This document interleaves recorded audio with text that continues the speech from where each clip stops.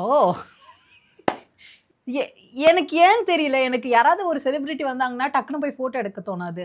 அவங்களுக்கு எனக்கு ஒரு டெப்த் இருக்கான்னு பார்ப்பேன். உண்மையாவே இந்த ஃபோட்டோ வந்து வேலிடான்னு பார்ப்பேன். அதுக்கப்புறம் தான் நான் போஸ்ட் பண்ணுவேன்.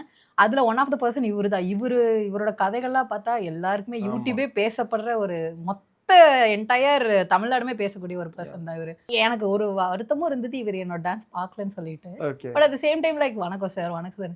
வான்னு கூப்பிட்டாரு. ஏன் எனக்கு வணக்கம் சார், எனக்கு உங்கள ரொம்ப பிடிக்கும் சார். நீங்க எவ்ளோ கஷ்டப்பட்டு வந்திருக்கீங்க. நானும் அந்த ஒரு ஸ்டேட்ல தான் இருக்கேன். எனக்கு ரொம்ப ஆசையா இருக்கு சார். உங்கள பக்கத்துல பார்க்கறதுக்கே ஆசையா இருக்கு அப்டின்னாரு. அதுக்கப்புறம் நின்னு பேசினது தான். அப்புறம் எனக்கு சாரையும் தாண்டி சூர்யா அண்ணான்னு கூப்பிட ஆரம்பிச்சுட்டேன். அந்த அந்த ஒரு 4 ஹார்ஸ் 5 ஹார்ஸ் இருந்தாரு. ம். அதுக்குள்ளயே நான் வந்து சூர்யா அண்ணான்னு கூப்பிட ஆரம்பிச்சேன். போம்போது டாடா, பாய் பாய் அந்த அளவுக்கு தான் இருந்தது. ஆனா எனக்கு ரொம்ப கனெக்டிவா இருந்தது. ஏன்னா அவர் பேசின விதம். ம். பஞ்சமி ஆடிட்டு இருக்கும்போது அவர் பேசின விதம், அவர் உண்மையாவே அது டெலிகாஸ்ட்ல கண்டிப்பா ஹால்ஃப் ஆஃப் தானே போடுவாங்க. உள்ள இருந்து பார்க்கும்போது ஒருத்தரோட பெர்ஃபார்மன்ஸ் கூட அவரு பார்க்காம இருக்கவே இல்ல. ஃபோன் நோண்டல் எதுவுமே பண்ணல. அவருக்கு அது தேவையில்ல. அவரோட மூவி ப்ரமோஷனுக்காக தான் வந்தாரு. ஆனா, அங்க நிண்டு என்டயர் ஷோவ நின்னு பார்த்து என்ஜாய் பண்ணிட்டு டைமும் ஆயிடுச்சு.